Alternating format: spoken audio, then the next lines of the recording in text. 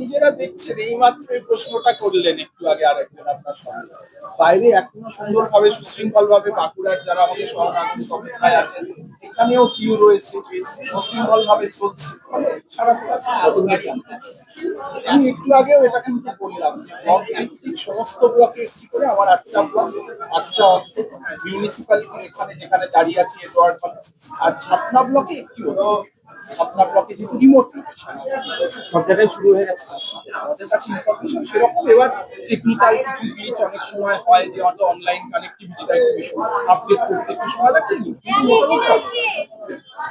MCA BCA করা master degree graduate করা ছেলেপিলেরা line দিয়েছে, তারা বলছে যে কাজের অভাব, তাই ভাতার জন্য লাইন।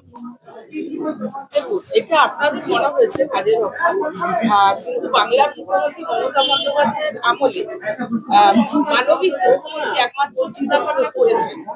দেখুন, ওনার মাথায় চিন্তা ভাবনা রয়েছে, বেকার সমস্যা কিভাবে মেটানো যায় সেটা তিনি চিন্তা ভাবনা করছেন এবং আগামী দিনেও করবেন। কিন্তু মমতা বন্দ্যোপাধ্যায় উপলব্ধি করতে পেরেছেন যে আমরা যুবশ্রী প্রকল্পটা আমাদের ছেলেদের হাতে 1,500 টাকা আমরা যদি দিই, পড়াশোনার ক্ষেত্রে আরো ওদের অনেকটা সুবিধা হবে। সেক্ষেত্রে মমতা বন্দ্যোপাধ্যায়ের চিন্তা ভাবনা থেকে আজকে যুবশ্রী প্রকল্প চালু হয়েছে।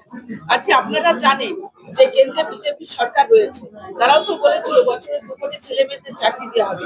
আমরা সেই বিজেপির কাছে প্রশ্ন করি, আজকে কেন্দ্রীয় সরকার বছরে 2 কোটি ছেলে মেয়েদের চাকরি দেওয়ার কথা বলেছিলেন, কিন্তু আজকে একটাও ছেলে মেয়েদের চাকরি ওনারা দিতে পারেনি।